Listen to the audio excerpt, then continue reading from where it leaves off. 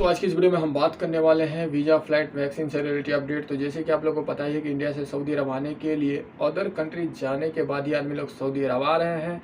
तो उन लोगों के लिए एक गुड न्यूज़ ये आया है कि अगर आप इंडिया गए थे छुट्टी या कोई सा भी मुल्क में गए थे छुट्टी पे और फ्लाइट बंद होने के कारण आपका वीज़ा एक्सपायर हो चुका है, आपका इकामा एक्सपायर हो चुका है, तो गवर्नमेंट की तरफ से फ्री ऑफ कॉस्ट फिर से बढ़ा दिया गया है। तो कब तक बढ़ा दिया गया है, तो यहाँ पे देख सकते हैं ये जवाजात का ट्वीट है और यहाँ पे बताया जा रहा है कि इकामा का डेट बढ़ा दिया गया है। एग्जिट रीएंट्री वीज़ा अगर आपके पास है तो उसको भी बढ़ा दिया गया है। विजिट वीज़ा है तो उसको भी बढ़ा दिया गया है 31 अगस्त तक। ये जुलाई चल रहा है, 1.5 महीना के लिए डायरेक्ट बढ़ा दिया गया है।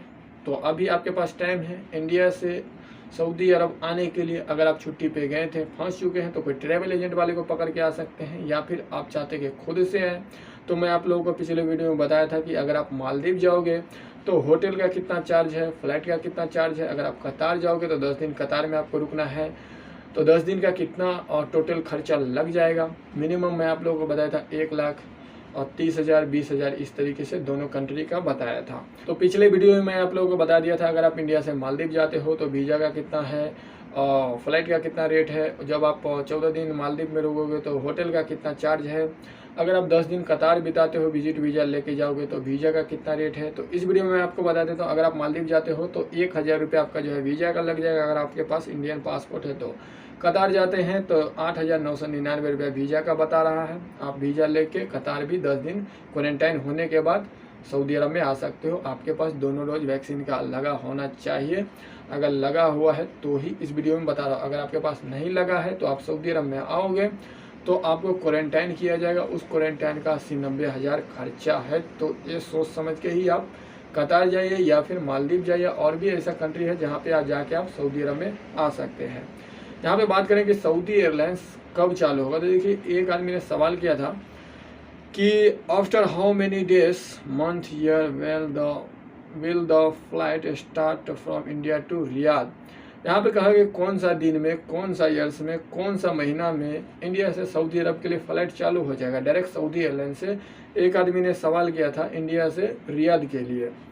तो देखिए सऊदी एयरलाइंस कह रहा है कि इंडिया से सऊदी अरब के लिए अभी फ़्लाइट जो है सस्पेंड ही है, लेकिन मुझे ऐसा लग रहा है कि इंडिया से सऊदी अरब के लिए जल्द ही सऊदी एयरलाइंस अनाउंसमेंट कर दे, क्योंकि पिछला साल इसी तरीके से कोरोना केस कम हुआ था तो सऊदी एयरलाइंस जो है 38 कंट्री के लिए फ़्लाइट शुरू किया था, जिसमें कि दिल्ली, मुंबई, बेंगलोर और कोझीकोडी के लिए शुरू किया था। लेकिन कोरोना केस इंडिया में बढ़ने लगे तो फिर से जो है इंडिया के लिए फ़्लाइट सस्पेंड कर दिया। तो हो सकता है कि कुछ दिन आने वाला टाइम में इंडिया से सऊदी अरब के लिए हो सकता है अनाउंसमेंट हो जाए। यहाँ पे क्या दुबई जाके सऊदी अरब आ सकते हैं, तो आप लोगों को पता है कि दुबई गवर्नमेंट बार बार फ्लाइट का जो है डेट बढ़ा रहा है। अगर आप इंडिया से दुबई जाके आते तो और भी कम जो है चार्ज लग जाता आपको जो है फ्लाइट का, और वीज़ा का भी थोड़ा जो है वहाँ पे हल्का सा सस्ता है। जैसे कि आप मालदीव जाओगे या फिर कतार जाओगे तो 1,30,000 या 1.5 लाख अपना हिसाब से जितना आप खर्चा करोगे, लेकिन मिनिमम 1,20,30 तक चल जाता है। तो बात करें क्या दुबई जाके सऊदी अरब आ सकते हैं, तो दुबई जाके भी आप सऊदी अरब नहीं आ सकते हैं, क्योंकि दुबई का गवर्नमेंट ने डेली बाय डेली फ़्लाइट का ही डेट बढ़ाता है। तो देखिए एमिरेट्स एयरलाइंस और इतिहाद एयरलाइंस दोनों ने 31 जुलाई तक फ़्लाइट को सस्पेंड कर दिया है इंडिया से अगर आप दुबई जाते हैं तो। नेपाल के लिए मैं आप लोगों को हर वीडियो में बताता हूं, क्योंकि बहुत लोग यही कमेंट करते हैं कि भाई इंडिया से हम क्या नेपाल जा सकते हैं। अभी की स्थिति में आप नहीं जा सकते हैं, लेकिन इंडिया से नेपाल के लिए फ़्लाइट चालू है, दिल्ली से काठमांडू के लिए, काठमांडू से दिल्ली के लिए, थर्ड कंट्री के लिए नहीं चालू। आप चाहते हैं कि दिल्ली से हम काठमांडू, काठमांडू से सऊदी अरब आ जाए तो अभी नहीं चालू। अगर नेपाल के लिए चालू हो जाए तो अच्छी बात है, क्योंकि नेपाल के लिए आपको पता है कि वीज़ा लेने का ज़रूरी नहीं है। नेपाल से आप सऊदी अरब आराम से आ सकते हो, थोड़ा कम पैसा में 80-90 हज़ार में ही आ जाओ, क्योंकि वीज़ा का आपका जो है पैसा बच जाता है। बांग्लादेश के बारे में भी मैं आप लोगों को पिछले वीडियो में बताया था। अगर आप बांग्लादेश जाना चाहते हो तो यहाँ पे देख सकते हैं india.com में ये न्यूज़ आया था। बांग्लादेश का गवर्नमेंट ने अभी तक वीज़ा जो है विजिट वीज़ा चालू नहीं किया है, लेकिन जिनके पास वीज़ा वैलिड है वो बांग्लादेश के लिए ट्रैवलिंग कर सकते हैं, लेकिन विजिट वीज़ा वाले नहीं ट्रैवलिंग कर सकते हैं। ये आप यहाँ पे देख सकते हैं india.com का न्यूज़ पे बताया जा रहा है।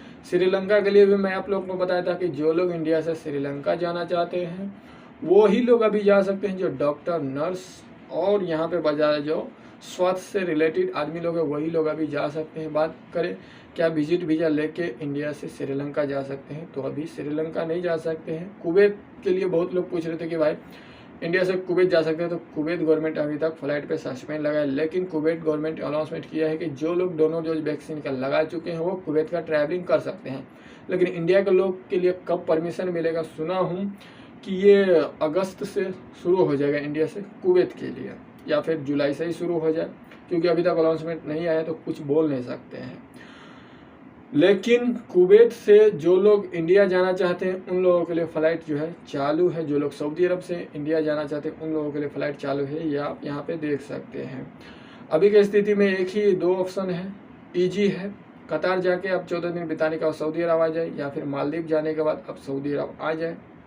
क्योंकि कतार में 10 दिन ही आपका क्वारंटाइन होगा, 4 दिन इधर उधर घूम लीजिए, 14 दिन से सऊदी अरब आ सकते। आदमी ने जवाजात से सवाल किया था कि मुझे जो है और दुबई में 10 दिन हो चुका है, मैं मिस्र का रहने वाला हूं, क्या मैं दुबई से सऊदी अरब आ सकता हूं, क्योंकि मिस्र के लिए भी फ्लाइट सस्पेंड है। तो यहाँ पे जवाजात कह रहा है कि 14 दिन ऐसे कंट्री में जाके आप सऊदी अरब आ सकते हैं। क्योंकि आपको बता दूं सऊदी अरब से ना फ्लाइट अभी दुबई जा रहा है, दुबई से ना फ्लाइट अभी सऊदी अरब में आ रहा है एमिरेट्स एयरलाइन। तो यहाँ पे ये भाई सवाल पूछा है कि दुबई में हो चुका है, क्या मैं सऊदी अरब में आ सकता हूँ। तो यहाँ पे जवाजात करें कि 14 दिन अगर आपको हो जाता है, जिस कंट्री पे लगे कि सऊदी गवर्नमेंट ने बैन नहीं लगाए गए, उस कंट्री से आप 14 दिन बिताने के बाद सऊदी अरब में आ सकते हैं। क्योंकि आप यहाँ पे देख सकते हैं, तो ये भाई तो दुबई में है, लेकिन दुबई से सऊदी अरब के लिए तो अभी तो फ्लाइट चालू ही नहीं है, क्योंकि बंद कर दिया है अभी फ्लाइट। और भी कोई जानकारी चाहिए, जैसे कि आप इंडिया में वैक्सीन लगा चुके हैं दोनों डोज, अगर आपको लगता है कि यहाँ पे पहुँचेंगे तो इम्यून माना जाएगा या नहीं,